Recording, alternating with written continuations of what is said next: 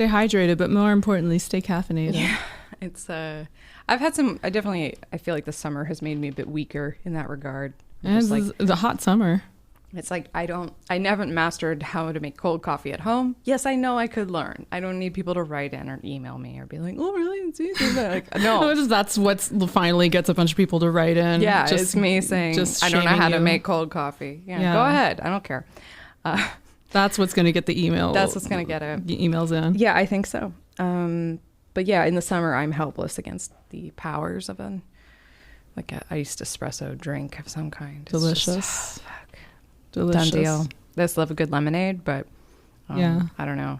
I feel like I had a dentist scare me about lemonade being so acidic that it's like, just lay off the lemonade. You know, it's kind of how he put it. He gave you a hard time about lemonade? Well, not about lemonade, but just, it didn't give me a hard time. It was more like this general look out for things like, well, obviously soda, but yeah.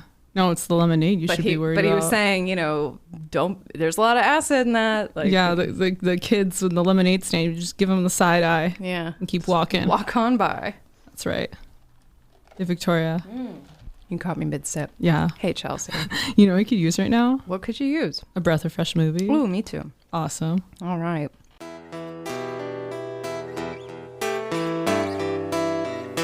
That's a movie I like to see.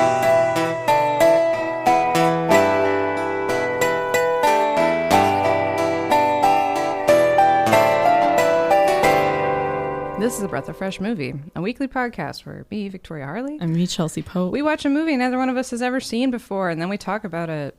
And we may not talk about everything, but we will talk about spoilers ahoy. Anything.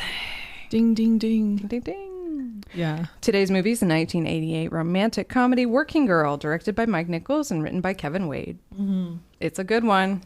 Yeah, I enjoyed. Yeah, no, it's a fun watch.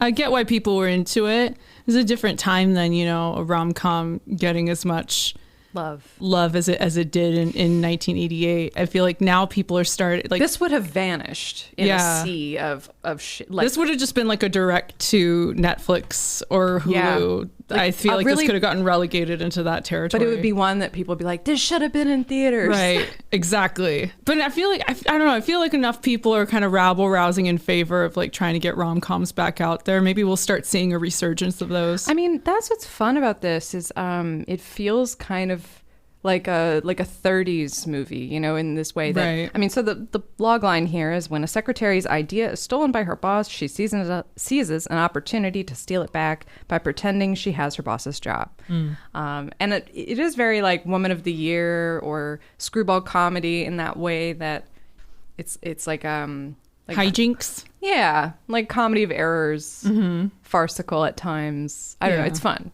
Yeah. It's fun. Yeah. While still, being really grounded in character though. Like I didn't expect to care about her and I did.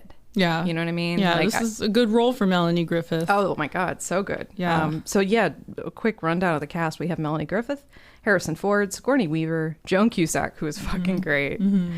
Alec Baldwin, Kevin Spacey, Oliver Platt, and Philip Bosco, who was Orrin Trask. Whatever. What did you think coming away from it? Like when the credits rolled, like yeah, so it's a fun movie. I feel like, and I did see there's talks of it getting remade or rebooted. I saw that. Yeah, and I don't know. I was kind of thinking. I was charmed by Sigourney Weaver, although she was supposed to be kind of an obvious antagonist. A little bit of a villain, right? But there was also a part of me that was like. And I felt in a similar way that I felt about Devil Wears Prada. I'm like, why can't they just be friends? Well, yeah, I think that's actually I didn't care as I didn't care as much about the romance stuff. I'm being honest. I cared more about making the deal. I liked the dynamic of Melanie and Sigourney Weaver's characters, and there was a part of me that was like, I feel like. There could be something fun about this being like, I don't know, I hate to love you, love to hate you kind of like push-pull dynamic. Like I could watch the two of them continue for. I don't know. I think I just really like Sigourney Weaver is what it is. Yeah, I mean, I wanted them to be friends. No, I think like what you're responding to is also what I'm responding to a little bit, or maybe noticing, which is it's still kind of women are adversarial. Like, I mean, unless it's the best friend. And although Sigourney Weaver's really funny in her like villainy at times and her like her arrogance, you know, I am after all me. I like that was a great line.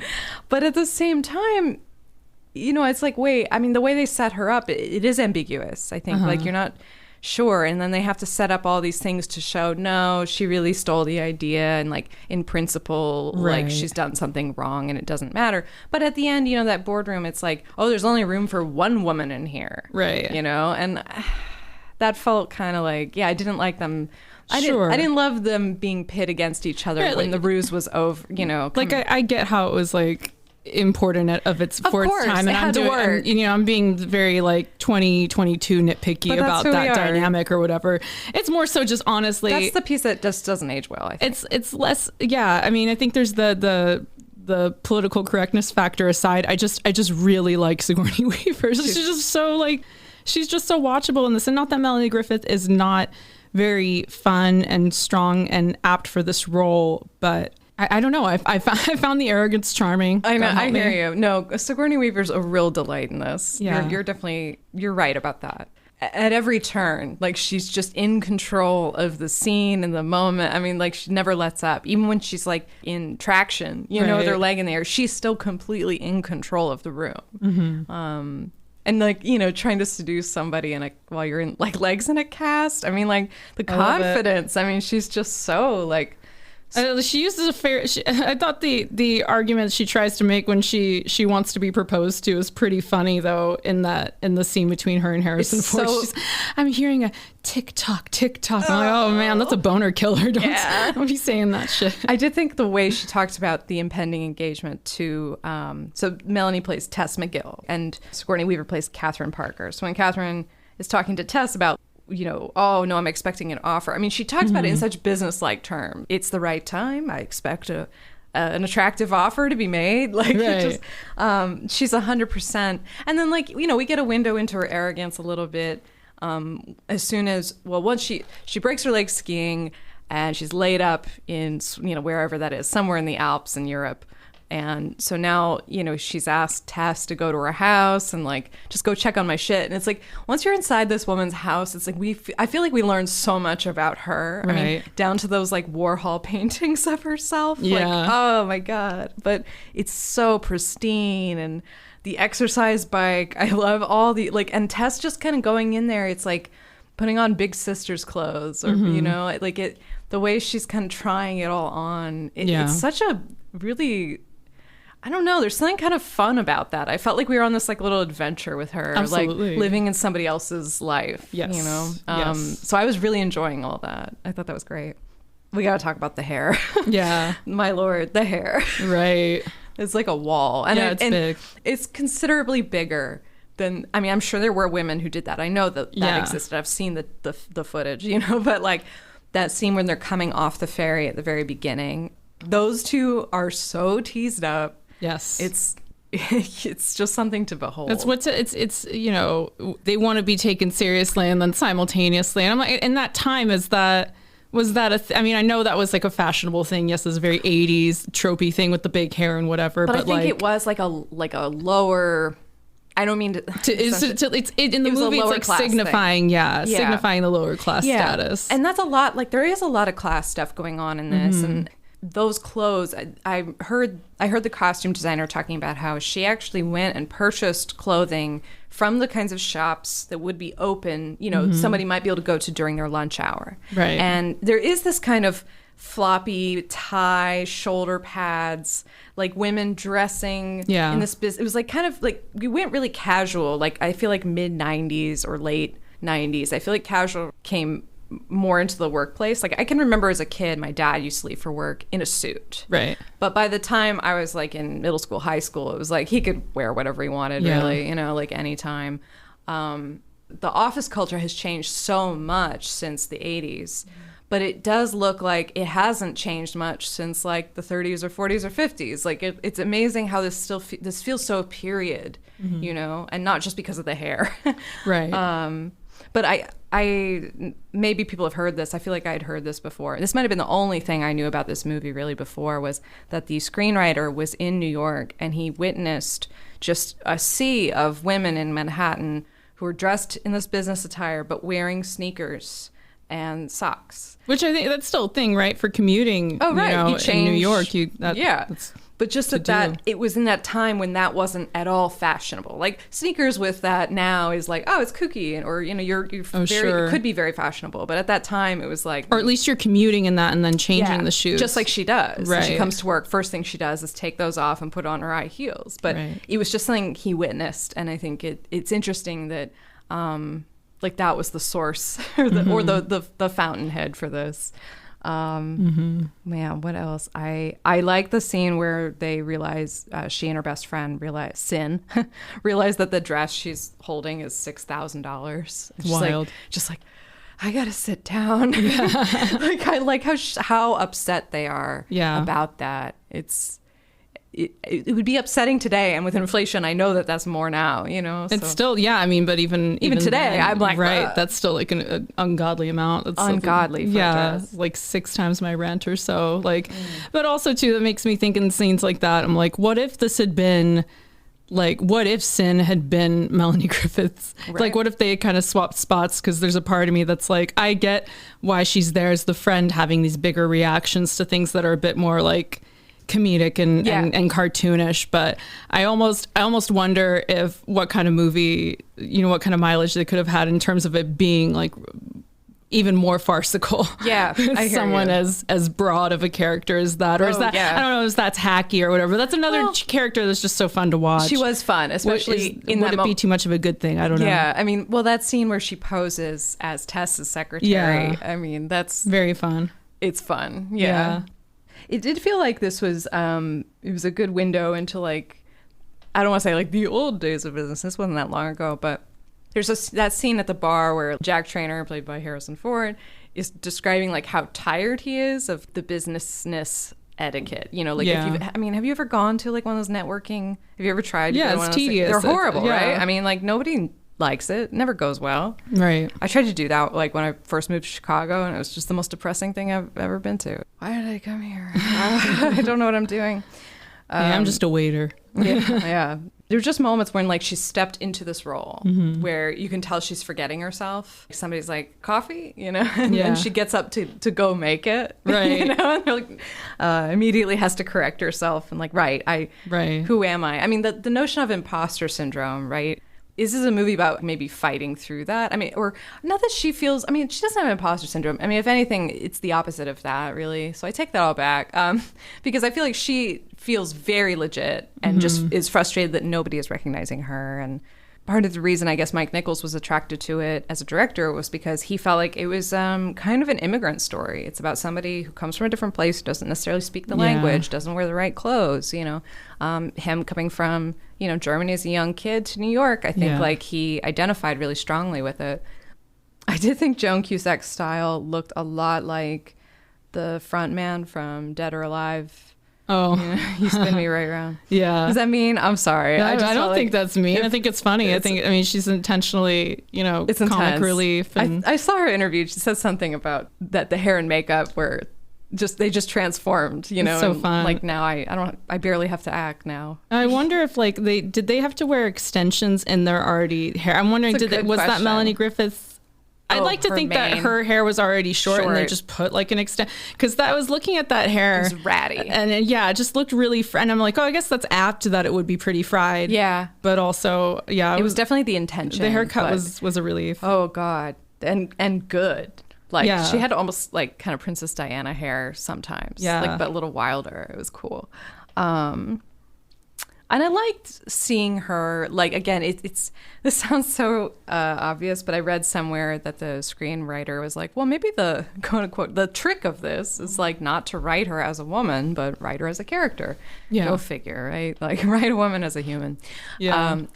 Like I care about her progress. Like right. I care about seeing her, like her turning down her boyfriend who like fucked somebody else and then 3 days later is like proposing to her in front of all their friends and family, and she's like, you want another answer, like ask another girl. Like, I mean, it's a really satisfying moment that she doesn't cave to the pressure, and she's like, no, like I know what I want and it's not this, like and I just I felt really invested in seeing her succeed, and I feel like that's probably a sign of a good movie, right? I don't know. We were talking briefly about it earlier, the wedding scene. So much fun. Absolutely. For all kinds of reasons. For one thing, Harrison Ford just immediately downing those 2 big tropical drinks. Yeah. Also, like, the whole wedding was Cayman Island themed or Bahama themed or something, which clearly in 88, maybe that was like, you know, in New York, sure, somebody tried that crazy thing. But I feel like that wasn't, everyone does crazy weddings now, but I feel like that wasn't, like they were treating it like it was very not normal, or it was like kind of nouveau riche, or like it was this trend, this like high society New York thing. It's very over the top, overly ornate, but cheap and kind of tacky at the same time. But there are these enormous like Polynesian drinks that he's handed, and you think one's going to be for him and one will be for her, but no, watch him drain one and then move on to the other, and it's a wordless scene, like except for the fact that the women around him are like, oh, he's so cute, who's he? Like, he's constantly treated like a piece of meat in this movie. I mean, and it's interesting too, because for all the girl power of surrounding this movie's themes, like, and I noticed this in a lot of the reviews I was seeing too, just he really pulls so much attention, and that's such a big takeaway is, wow, he gets so much done with so little, like he's so naturally funny. It's because I think there are so many sort of broad caricatures happening all around. That's true. And so many of the other characters are so heightened, and his seems extremely grounded in comparison. And then when these silly things happen, they are this sort of, they're in an understated kind of way, and it's these same kinds of moments that are so iconic in like Indiana Jones and in Star Wars and what have you. Like, it, you know, he stands out by sitting back a little. Yes. Yeah. No, you're completely right. And it's so funny. I don't think I saw an interview with him where he described this as like he felt like this was his really first true comedy like that he's done. But it's funny, you just referenced 2 movies where I do remember him being very funny, and and maybe, you know, you can attribute that to writing, but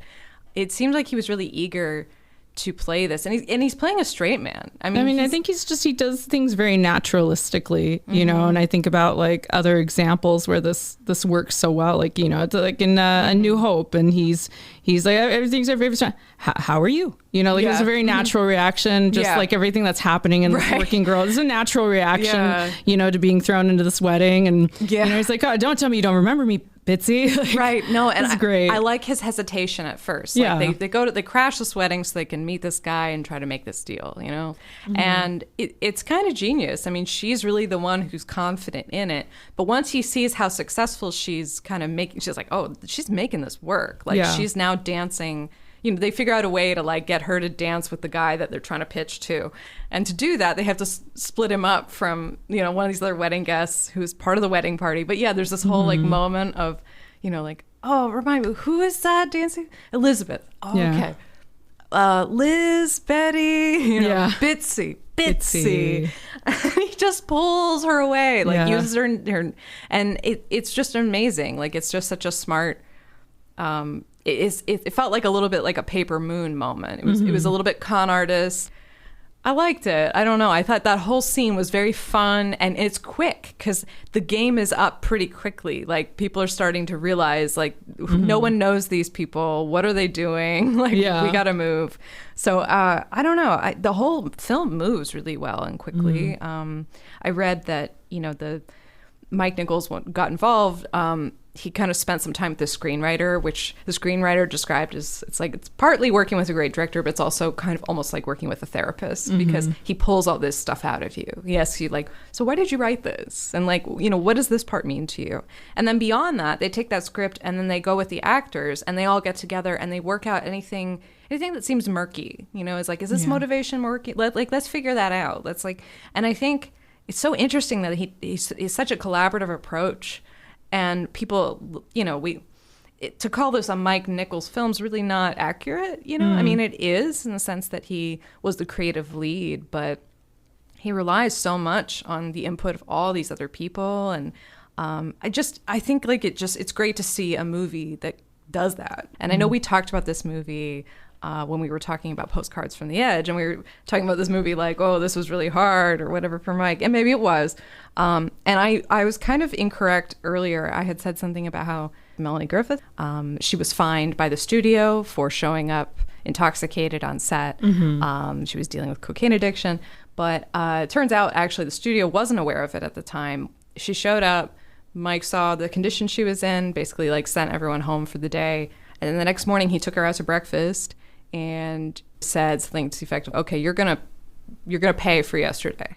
Like, you're gonna pay for that, but we're gonna keep moving. We're gonna keep going. Like, it was really humbling. It like grounded her. It kind of put her in a place, and she actually like really thanks him, not just for that, but for the whole film, because it really changed her life. Absolutely. Because she was just seen as kind of this like wild child. I can only imagine too the kind of pressure and anxiety. You know, you're trying to break out of this preconceived notion people have of you, and you're just this object, sex pot type character, and if people already have these lower expectations and they're projecting them onto you, and you internalize that, and you have addictive tendencies and whatnot. Like, I think about like as reading an article from The Guardian that's like a retrospective 30 years later about this movie, talking about how Melanie like flew from London, and the producers didn't even want to see her for this role for Tess, and she fought for it. Totally. And so to see that there was that struggle, you know, the whole way through, I mean, it's very telling. She was the character. Yeah. Totally. It's so interesting to think about how the studio was she's not an unknown, but not big enough, not a star. Yeah. Like, or just she's just the sexy bimbo typecast role. That there was no more depth there. And they were also upset because I guess initially the part Harrison Ford was playing, you know, they wanted Harrison Ford, but the studio was like, we can't afford him. He was like the biggest star in the world at that moment because of, well, Indiana Jones and Star Wars. You know, he would have been expensive. And so they're like, okay, that's fine. And they wanted to work with Alec Baldwin, who at that time was definitely unknown. He was supposed to play the part of Jack Traynor. And then the studio was like, wait, what? You're going to have two unknowns? Like, was this before or after Glengarry Glen? It must have been before then, huh? Must have been before, Interesting. Yeah. This was 88. And yeah, I know, it's crazy because it's like you see him in things and you just assume, oh, he was famous, you know. But no, he really wasn't. And, you know, he was given the part of her, you know, shitty boyfriend in this when the studio did come through with Harrison Ford. And, you know, that probably wasn't like the easiest pill to swallow, you know, but he did it, and I don't know. Alec Baldwin's a mess today, but it's nice to think that at one time maybe he wasn't. Well, he was, you know, he had a quality. He had his heyday with I think was Beetlejuice. Probably after this, I think. Yeah, I think you're right. Love Beetlejuice. And then Glengarry Glen Ross, which is like, you know, notoriously like he got a nomination for about as little screen time as Judi Dench has in Shakespeare in Love. Yeah, you know, very little. Yeah, but totally. the impact. Yeah, no, that's. You know? I think Gloria Graham was like similarly, like she won an Oscar for like I think it was a total of 6 minutes or something of screen time. You know, efficient. Indeed, man. Plays a schmuck. So does Kevin Spacey. Yeah. Yeah. Oh, yeah. Which, like, you know, Oliver Platt and the like. I don't think there aren't really any like. There's not very many good guys. No. Like they're deliberately painted to be shitty. So that Jack seems better by comparison. Although, like, we're left wondering for a little while, like, did he? Oh, he's not a rapist. Good, you know. Yeah. Like it's like okay, they really dangled that one around for a while. Yeah. But I don't know. He was. Yeah, I think she needed to be surrounded by horrible men for him to shine as much as he did. And you know what's funny? At the very beginning of the movie, when Catherine's talking about, like, he's going to make an offer, and, you know, I was like, oh, okay, this is going to be Harrison Ford's character, you know? Like, this is all going to tie together. But then the movie went on for so long, and I was like, oh, maybe it's not a love triangle. I was like, I literally was writing down, I'm glad this wasn't a love triangle story. And then he's like making love to her and the phone call happens. Yeah. damn it. And I had to write like, or is it? And so that was slightly disappointing. And again, that's my I think 21st century eyes looking at it. Like I think that's me being dissatisfied at like women being pitted against each other in this way. Sure. And that ultimately, yeah, it's about making the deal, but the dude is like the one that's really going to keep her safe, right? Because she's going to lose her job, or I don't know, whatever. Maybe not.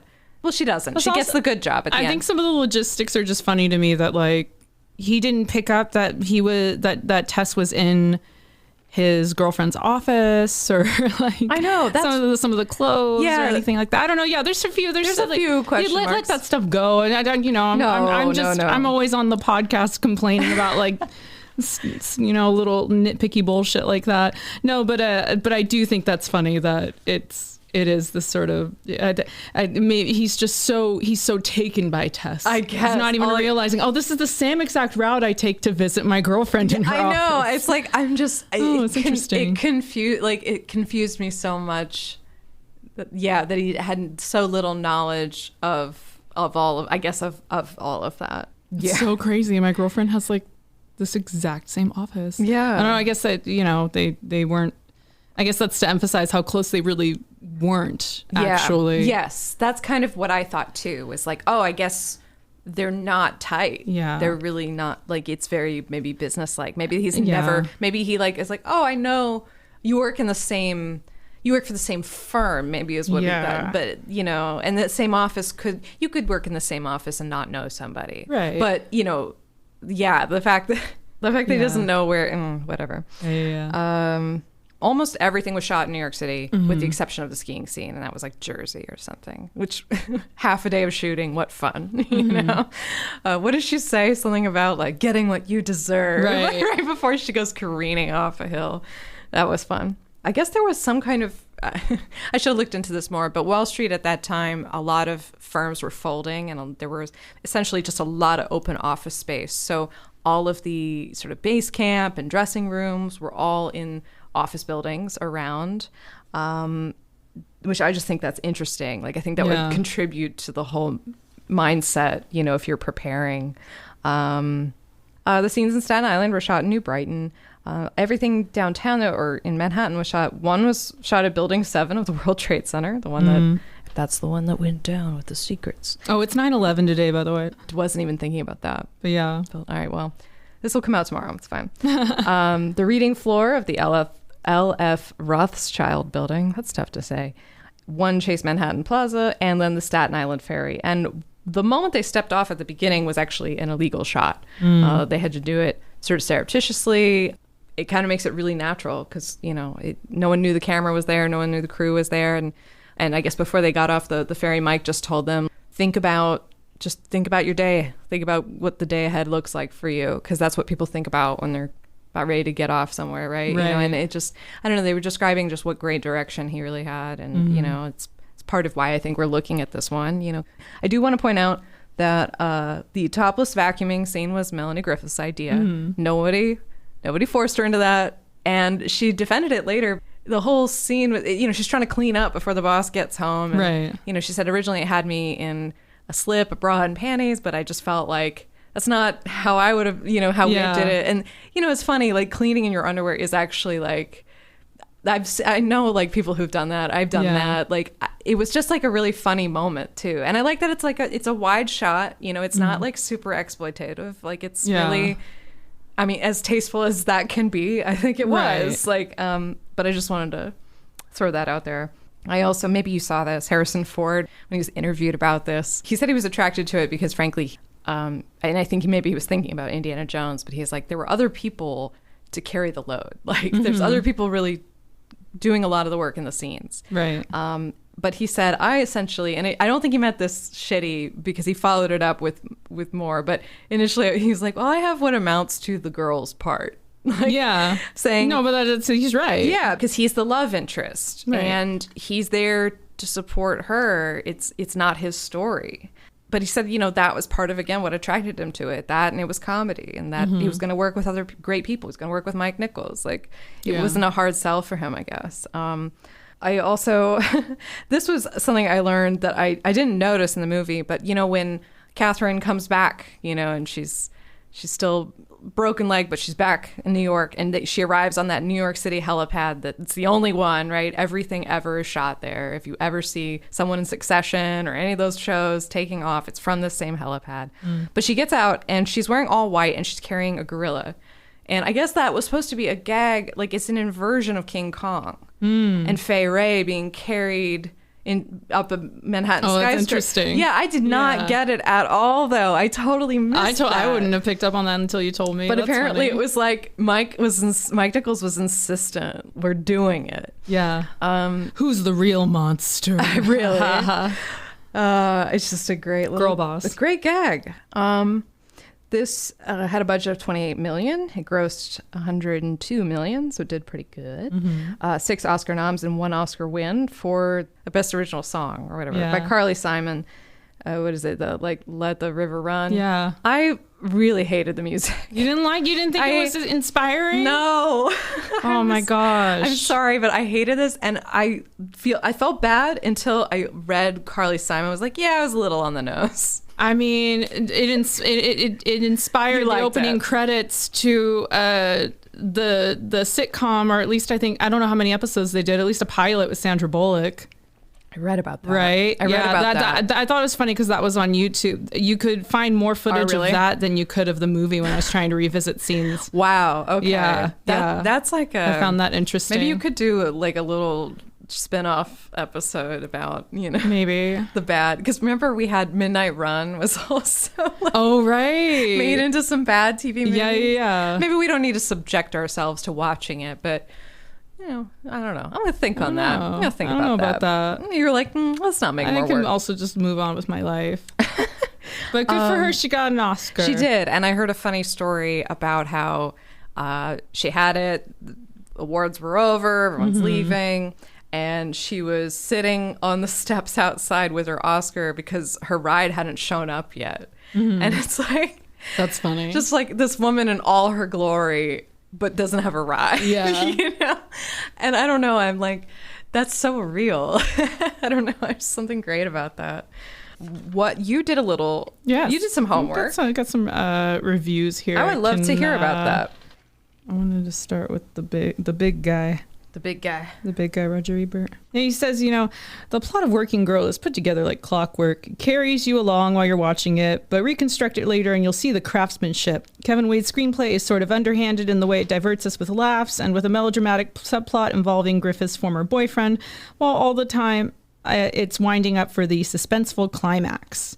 And then he talks about how it is kind of like a suspense thriller towards the end, the whole race to the elevator, and she took my idea. It's true. Yeah. So kind of just, I noticed that too, watching it, how this is kind of just fun and silly, and then like that last like 10 minutes of the movie, it just ramps up like it's a real turn, really, really quick about face towards it. I almost was like, is Sigourney Weaver, she's gonna find out at some point, right? And it's like almost towards the very end of the movie, it all kind of erupts at once.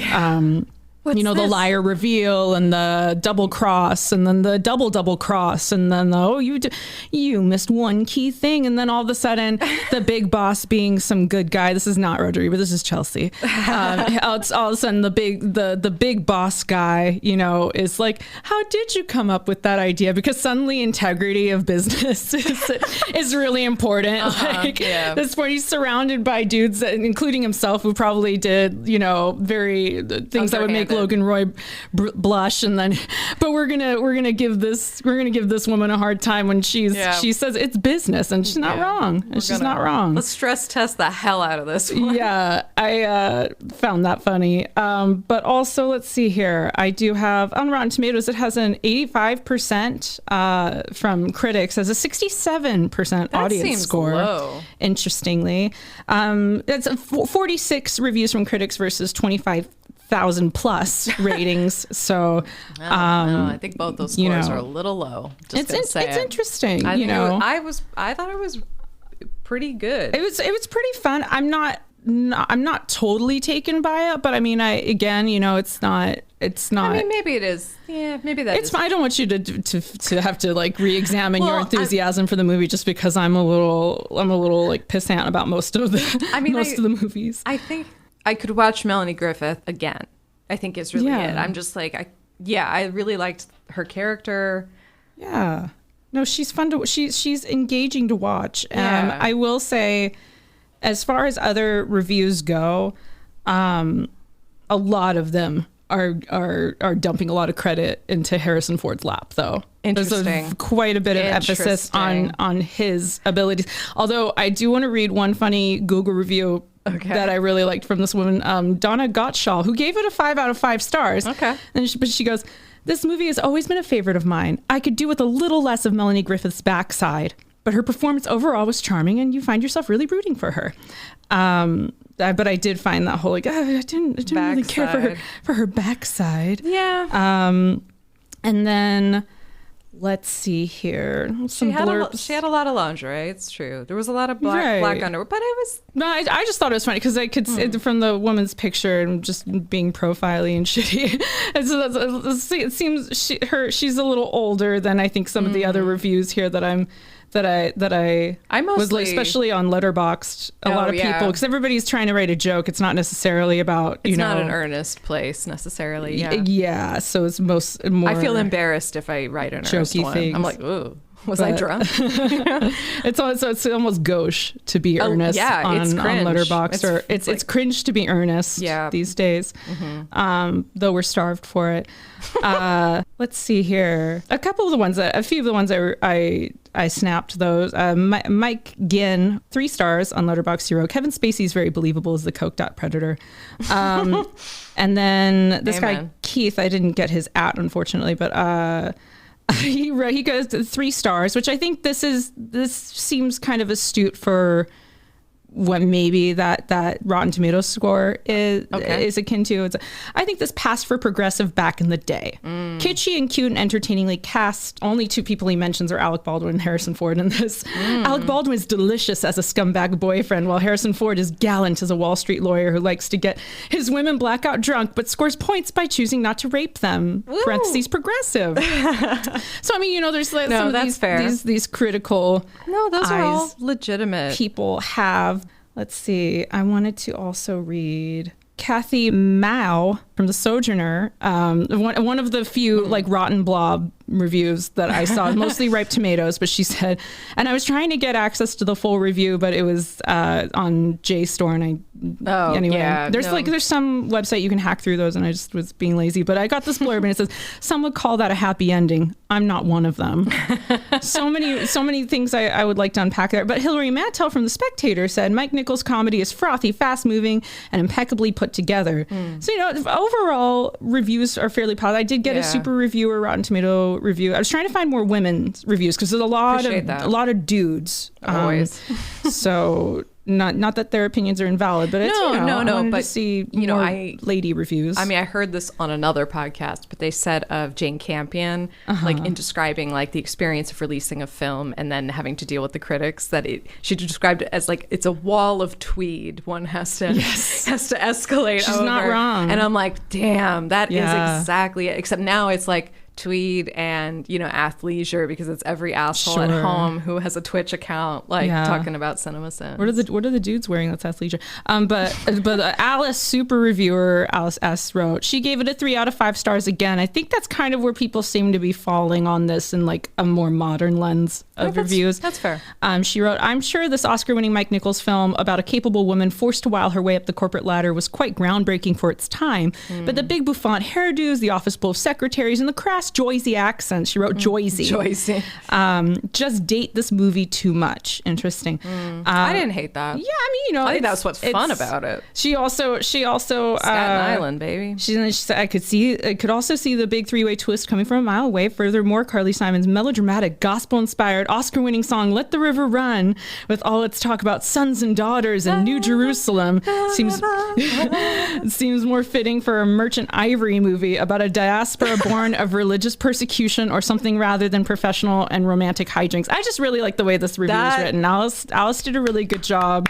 Very good. Yeah, that was with pointing out some criticisms in a concise way, but also while also giving credit to the description of the music right there. Couldn't have said it better. I figured you would like that. I needed that. Thank you. I have a bunch of the. I took a screenshot of a bunch of the positive tomato reviews. It was mostly dudes, and then there's a bunch on Letterboxd. I took a screenshot, and I'm not even going to go through, but it's a lot of just like, oh, Harrison Ford can get it. Harrison Ford. It's just like, okay, that's fine. No, those are fine. God, it'd be great if you could take like a screen cap video of you just scrolling through all. Yeah, it's Harrison fine. Ford.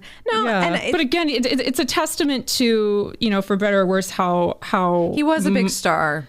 But also too, again, I think what we were saying about like how these other characters do feel so heightened that even this guy whose actions still don't date super well, he really does come off even more grounded than I'd say Melanie. I think Melanie, some of her stuff comes off a little, her Tessa's stuff is a little.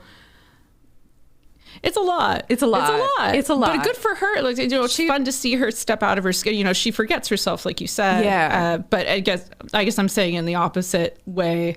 And so she's internalized the secretary stuff so much she forgets she's trying to cosplay as this other thing. Yeah. Yes. And then sometimes she gets so lost in that she when she says that, I've got the bod for sin, the head line, for business and a bod for sin. And then he's like, is there a problem with that? That line. That felt a little like it's a lot. That's like it's a trailer line.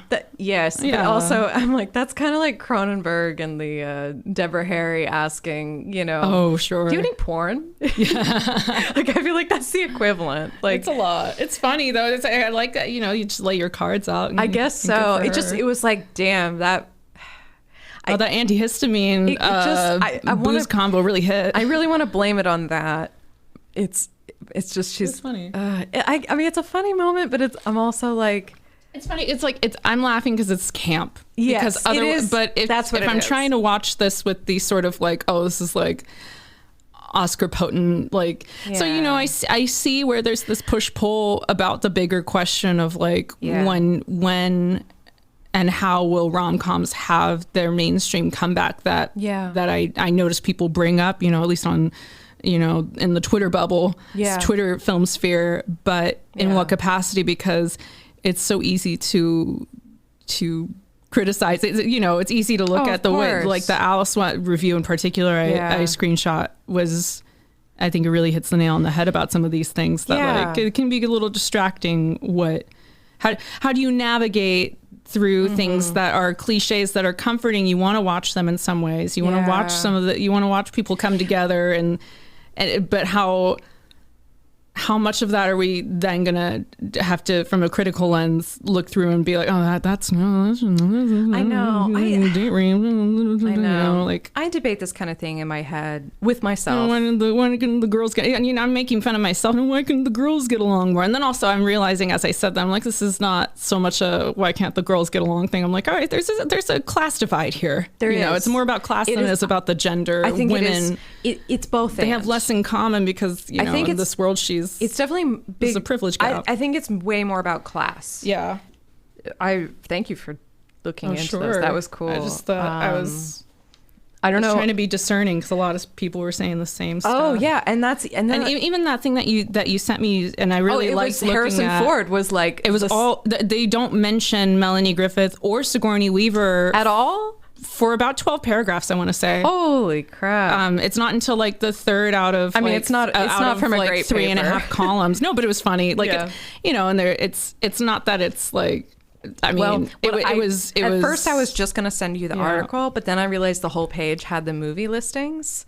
So it was really fun to see what was playing in theaters. A lot of buddy comedy, silly stuff. Yeah, there was The Naked Gun, right? Dirty Rotten Scoundrels. Twins. Rain Man. Rain Man. Dangerous Liaisons. That movie slaps. I love Mississippi Burning. But then also, what's the one that I? Do you still have the picture? You could probably list way more than that because I don't have any more. No worries. My stepmother is an alien. Yes. I want to know about that. Why aren't we talking about that? That might be on the list now. Oh man. I'm gonna write that one down. Unless that was like a play. It looked like it was a movie with screening times, though. A little breakdown on that. Yeah. But yeah, that's cool. That was the homework I brought. No, I love it. Cool. Thank you. Yes. No, it's really, it's interesting. Yeah. The way it's like, right. We can say like, well, Harrison Ford's just a big star, but it's like, there's a conspicuous lack of credit. Yeah. And yeah, it's really, that's a shame because after, like Melanie Griffith said of this role, she said, I won the Golden Globe, but she said, I never stopped working after that until I wanted to stop working. And she credits Mike Nichols for changing her life. And just, so this movie changed at least one woman's life. And, it's funny what we were saying earlier about like a question I had at the end of the movie was like, is this a fantasy? Like even then, or is there something okay with that? Like what you were saying about the comfort, like I've been watching a lot of Mary Tyler Moore lately, and it's such a comforting, warm blanket of a show. Not that it steers away from negativity or bad things. There's great episodes that deal with things like depression and stuff that like nobody was talking about in the 70s.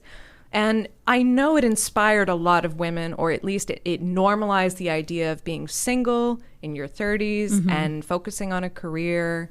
And it did, like, a lot of people left home and went to the city. A lot of women, went out on their own and felt that way. So, like, I feel like even if it feels a little saccharine, even if it feels a little bit fairy tale, it's still really nice to just see a story about a woman coming up. Absolutely. Again, remembering the importance of looking at these films for what they were at the time that they were too. Yeah. And again, that Guardian article that I read, and I'm remembering the lady's first name. I didn't write it down. Her name's Amy something. Amy at the Guardian. Amy at the Guardian. She writes about movies. And she, in the first paragraph, acknowledges that in the lifespan of this protagonist, you go from one in 8 housewives at all having a job to more than half of like undergraduates being female. Yeah, it's a big shift.